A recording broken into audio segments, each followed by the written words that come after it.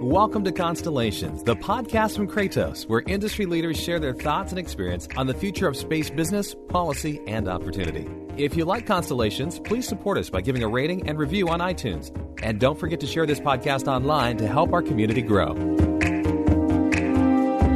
Welcome to Constellations, the podcast from Kratos. My name is John Gilroy, and I will be your moderator. Our guest today is Dr. Brian Weeden, Director of Program Planning, Secure World Foundation. Today, we'll be talking about space domain awareness and the changing face of space sustainability. Our guest, as I mentioned, Dr. Brian Weeden, Director of Program Planning for the Secure World Foundation. The mission of the foundation is to work with governments, industry, international organizations, and civil society to develop and promote ideas and actions to achieve the secure, sustainable, and peaceful uses of outer space, benefiting Earth and all its peoples. So jump right in here, Dr. Weeden.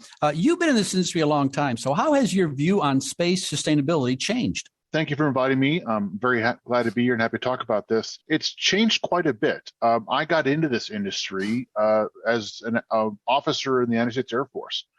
My second job was working for the squadron at that point in time located inside inside Cheyenne Mountain, Colorado, doing what we call now space domain awareness mission, tracking all the stuff in orbit.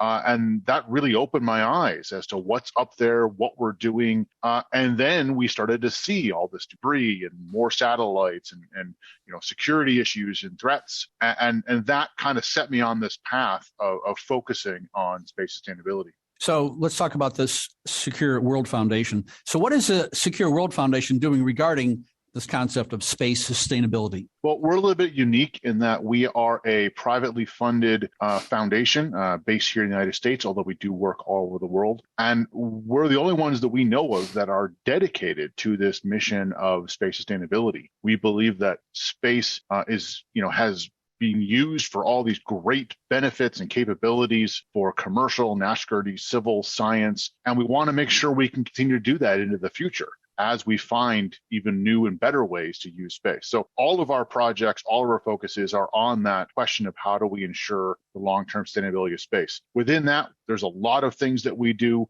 We have a whole set of programs focused on space sustainability itself. So dealing with things like space debris and space traffic management, and how do we provide oversight of all this new and amazing commercial stuff coming along? How do we enable it? And also all the security issues. What do we do about potential of conflict in space and satellite testing?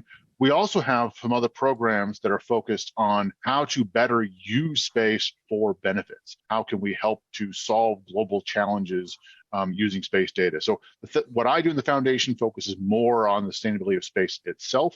And we have a couple others that focus more on how we use space for sustainability on Earth. Well, this is the Constellations Podcast, so I got to ask about constellations, of course. So with the proliferation of LEO constellations, how do you see space domain awareness changing? Yeah, no, it's a great question. When I was doing that mission in the Air Force back in the early 2000s, there were, 1,200 or so active satellites on orbit. And today, I think we're over 7,000 active payloads. And if you plot those out on the curve, that is growing very, very rapid when there are projections of tens of thousands in the next 5 to 10 years. So it's really grown dramatically. I think on the one hand, we're a little bit better than we may have thought we were going to be. I know when the large constellations first were proposed, there was a lot of concerns. Is this going to screw up space? How can we even manage constellations of thousands? And, to their credit, organizations like SpaceX with Starlink and OneWeb and a couple others have done a pretty good job of managing what's up there already. And of course, that doesn't mean that it's going to be that good forever, right? We're still going to have lots more. And to me, one of the really big questions is how are the different constellations that are going to be operating close to each other, how do they interface, right? Especially if they each have like their own autonomous maneuvering systems that may have different decision-making criteria. How does that all work out is a big challenge. Going back to sort of the way we're managing this, one of the real challenges is that the U.S. military is still the central focus point for the data on what's in orbit and providing the alerts about close approaches and potential collisions. And unfortunately, the systems they had to do that were antiquated and ancient when I was there 15 years ago, and even more so today. And so there's a whole conversation going on about what part of that mission do we transition away from the military to some of the Department of Commerce? What is the role for international cooperation? What is the role for international coordination? What role can commercial companies play in helping provide better data, better analytics, better algorithms to handle this task? Because, the problem is right in front of us, right? We're seeing the growth in debris and constellations, and we have to improve our domain awareness, space situation awareness capabilities to deal with it. Let's drill down a little on this commercial concept here. So how do commercial SDA providers enable transparency? No, it's a great question. And I would say this is something new to this segment of the space industry. Prior to 2013, 2014, the only source of data here was the governments, both the United States, but Europeans a little bit and a couple others. And then you started to see the commercial companies starting to play a bigger role. And that was in part enabled by the technology getting cheaper and getting better and getting, coming down in cost. And it turns out you can do some pretty amazing things with relatively low cost, almost off the shelf telescopes, and some interesting new ways to build radars. Couple that with some really fancy software and cloud services and analytics, and there's some pretty amazing stuff you can do. One of the advantages is, it's coming from a commercial company, and there's not necessarily the same concerns there about geopolitics or about national security as there would be if a military is providing this data. And of course, the U.S. military is having to look out for some really serious threats out there.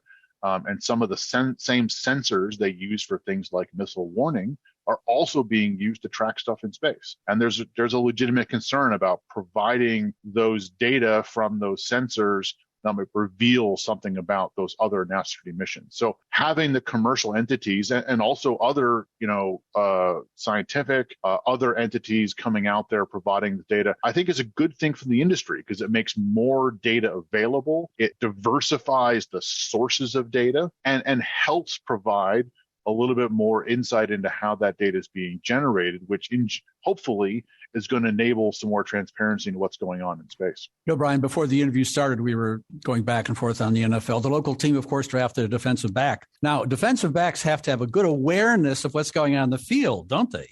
And the same applies for the interview today with space situational awareness. And so it's important for the military, we know that. But with this increased commercial activity, I think SSA has to be involved in civilian space as well. And absolutely. A few companies and nation states have the resources to fund or operate their own SSA network. So how do you resolve this push and pull? No, it's exactly correct. And by the way, space situational awareness is the term we use for this broader issue about knowledge about space activities. Space domain awareness is the term the military has started using recently to talk about sort of the national security angle on that. And you're absolutely right. This started as mostly a national security function because that's who was interested and that's who had the ability. But now we need this same data to protect the International Space Station, to protect NASA Earth science missions, to protect commercial activities, to provide oversight and licensing of commercial activity. So it's a much broader mission set. And you're absolutely right. There are a lot more countries that are starting to think about this and starting to develop their own capabilities. I'll just highlight a couple: South Korea, Japan, India, all countries that we've actually worked with over the last several years to help them think through what their national policies should be on space situational awareness, on dealing with debris and sustainability, and what kinds of indigenous capabilities they're going to develop to be able to contribute, and how they collaborate and share with the other countries. Because this is an area where, no one country can do this all by themselves. There has to be a level of data sharing and collaboration. When I drove here today, I noticed there were stop signs and stoplights, and I abided by the standard rules for traffic. I mean, I know them. They didn't originate, 150 years ago. They kind of evolved over a long period of time. But we don't have enough time. I mean, if you talk about the number of payloads going to be out there in the next few years, we just can't wait for things to evolve. So how do you establish international norms and rules for this space traffic? The U.S. Department of Commerce has been tasked with developing space traffic management, really. But what about other countries? How do you set up standards and regulations outside the United States and possibly in the United Nations? Yeah, I know that this really is the question of our time. And as you said, it's a pressing matter because of the growing use of space. So, we've been doing activities in space for several decades. And so there is some learned experience there on how you operate on the best practices to detect potential close approaches, avoid collisions, and do some other things. Part of the challenge is there's a lot of new actors coming in, both governments and companies. How do you get all those new drivers, to use your analogy, up to speed on things? But also, there's not really a lot of global consensus on these. There's sort of the best practices that one government or one country has and best practice somebody else does. So what we're seeing now is a few different things that are happening. Within the United Nations, there was an effort that ended in 2018 to develop a set of recommended guidelines for long-term sustainability. And part of this includes this topic of debris and avoiding collisions. And now there's a mechanism for countries to share their best practices and share advice with each other on how they're doing this. And then, yes, we're talking about space traffic management. That's a little bit hard to get your hands around because there are some really big differences between traffic management for cars and for aircraft and for ships and for space. The big one's orbital mechanics is really different for how stuff in space moves, but we're talking about it. In the United States, in 2018, there was a presidential policy directive giving this task and the beginnings of this task to the U.S. Department of Commerce, and they are currently developing a set of civil SSA capabilities and data sets to take over part of that mission from the Department of Defense. And they're also thinking about what comes next in terms of creating some space traffic management rules, although they don't quite have all the authority to do that. But you're right, it can't just be the United States. So there are multiple countries that are thinking about this. And the way I see it evolving is a bit the way we do for air traffic, where in the air traffic world, there is an international organization called ICAO that sets the global standards for how aircraft operate and how they interact. And then each country has a national administration. In the US, it's the FAA, who implements and regulates our aircraft activities. I think some elements of that make sense. So in the space world, that means we need not only talk about a set of global standards, but then have national ways to implement those. The Constellations Podcast was launched back in 2017. It was a small step for man, but a giant leap for podcasting. Today, thousands of people from all over the world listen to Constellations, and thanks to you, we've grown into more than just a podcast. Sign up for the Constellations newsletter to receive articles on current industry issues, podcast summaries, and contributed blog posts at constellationspodcast.com. Well, Brian, you live in the Washington, D.C. area, so it's fair game for me to refer to a past president. I'm going to talk about President Truman. President Truman would get advice from economists all the time, and he said, give me a one-arm economist, because he's on one hand you have this, on the other hand you have that. Give me a one-arm economist. So I want you to find me a one-arm person to answer the question. On the one hand, everyone wants is transparency. On the other hand, it's possible that the military may be using dual-use capabilities. So how can transparency in space enable the responsible deployment of dual-use capabilities? You're getting pushed and pulled in directions here, aren't you?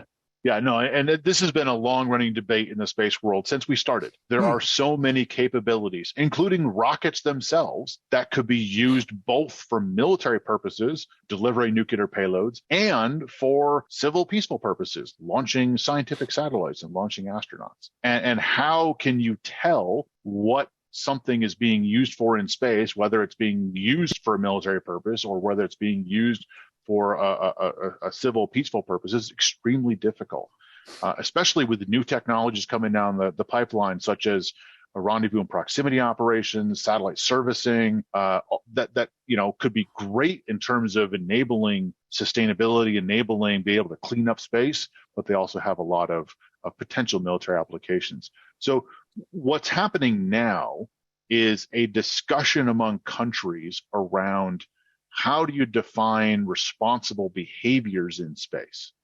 And the reason they're talking about behaviors is because that is easier to identify and monitor than trying to define whether a certain thing or a certain technology is a weapon or is not. Because we all know, cars, scissors, pencils, lots of things around us could be used in nefarious ways. And the same thing in space.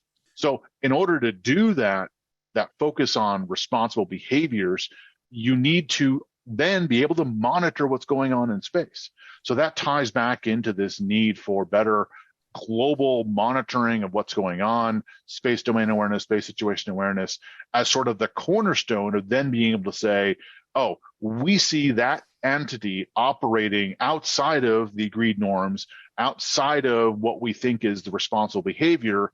We then can take the next step. We can sanction that behavior. We can call it out. Maybe even, if it's a military threat, take other actions. I was having coffee with my son last week, and I said, Kev, there's a lot of action with satellites in space outside the United States. I mean, we don't have a monopoly on smart folks. I mean, a lot of stuff is going on outside the United States. And so as commercial tracking capabilities expand, how do you see the usage of these capabilities versus like indigenous native systems? Yeah, no, it's all going to be used together.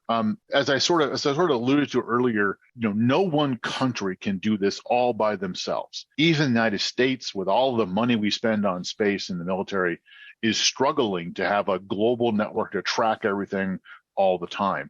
So, the United States is relying on data and partnerships with other countries using commercial services. So the commercial companies are going to be part of this. There's a lot of countries out there that I mentioned that are getting into this space. A lot of them have a couple of radars or a few telescopes or a little bit of ability to do this. They're looking to augment that by buying some commercial data or making partnerships. So a great example is New Zealand. New Zealand is now a launching state. They have a company that is launching rockets. They have satellites they're responsible for as a launching state. They want to know what's going on. So they have a partnership with a company called Leo Labs, where Leo Labs put a commercial radar in New Zealand, and in exchange for those rights, they have a relationship with the government where they're providing the New Zealand government with a platform where they can monitor New Zealand licensed objects in space. And that's the kind of example we're seeing happen across the world with multiple governments and multiple companies. Multiple governments, multiple countries. Let's talk about some of these other countries. As commercial satellites are openly threatened by other countries, how do you see the SDA environment having to change and adapt? Yeah, this is a really new and emerging question, in part coming from what's happening in Ukraine, where commercial satellites are playing a pretty big role in that armed conflict. You have commercial satellites being used by Ukraine for imagery, for intelligence of what's going on, in some cases for communications with battlefield troops, or even targeting. You have communication satellites being used. It's raising a lot of big questions. I would unfortunately I don't have any answers here. This is a question that the U.S. and many of the governments are currently grappling with. To what extent is a government responsible for protecting its commercial activities? And again, this is not new to space, right? We had the same debate when it comes to airlines or ships or other people. And how much does that mean a proactive versus a respond if something bad happens? But it's a topic that is becoming sort of coming to the forefront given what's going on in Ukraine and likely to happen in future conflicts as well. Yeah. The Secure World Foundation publishes a report every year on global counter space capabilities, and the latest version just came out in April. The first version was printed over 5 years ago. It seems like 5 decades in the space world, doesn't it? And what's changed? What dynamic or technology is influencing the development of counter space activities now versus back 50 years ago, 5 years ago? It's changed so much. It's a great question. So by counter space, we mean all the various technologies that can be used to interfere or attack satellites. So we're talking about not only destructive anti-satellite weapons, but also jamming, electronic warfare, directed energy. And we include space situation awareness as part of that, because you need those SSA capabilities to either detect threats or to target other satellites yourself. So we track that as part of this. Honestly, the biggest change we've seen is more countries are doing this.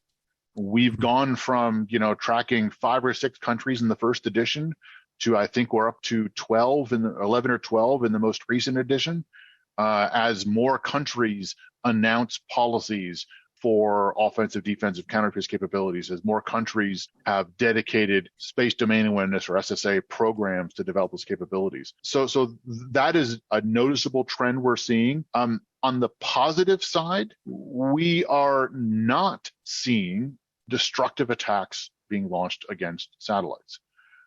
In places like Ukraine and Syria and other military operations, armed conflicts, we're seeing non-destructive attacks, cyber attacks, electronic warfare that are being used. But so far, we're not seeing those destructive attacks that many of us fear, because the problem there is destroying a satellite creates a whole lot of space debris, which stays up there for years or decades afterwards. And that poses a real problem for space sustainability. Dr. Weeden, you studied at the International Space University Space Studies program in Beijing. So do you think your time in Beijing impacted your perception of other cultures and their interpretation of this global space universe? Yeah, that was quite an interesting opportunity. So the International Space University has a master's program at their campus in France, but they also do this summer studies program at a different location every year. And I happened to have a chance to do it back in 2007 when it was in Beijing. And there were about 135 participants from over 30 countries that were there. And we were all living and studying and working together space 24/7 for about 9 weeks. And it was really incredible as a intercultural experience, which is the term that ISU likes to use, because, I was on a team project on space traffic management, which is not unusual given what I focus on. And we had people on that team from not only the United States and China, but also multiple European countries and I think maybe 15 different countries on there. And getting that group just to think through these same problems and talk about how they approach, even the different ways different cultures approach these issues. It was quite eye-opening. And in fact, I've maintained quite a lot of relationships and friendships with some of the people that were in that program. And if anybody has an opportunity to do ISU, either the main campus masters or the SSP program, highly recommend it. It's a really great intercultural, interdisciplinary experience. Brian, I think you've given our listeners a pretty good idea of space situational awareness and this idea of counter space capabilities as well. So if you are interested in learning more, the 5th Summit for Space Sustainability is a high-level, multi-day event focused on developing solutions for space sustainability. And it's hosted by, guess who? Secure World Foundation. It'll be held June 13th and 14th in New York City. I'm sure you can go to their website and register. I'd like to thank our guest, Brian Weeden, Director of Program Planning, Secure World Foundation. Thank you, Brian. It was my pleasure. Thank you. Thanks for listening to Constellations, the podcast from Kratos. If you like this interview, please subscribe, tell a friend, and give us a review.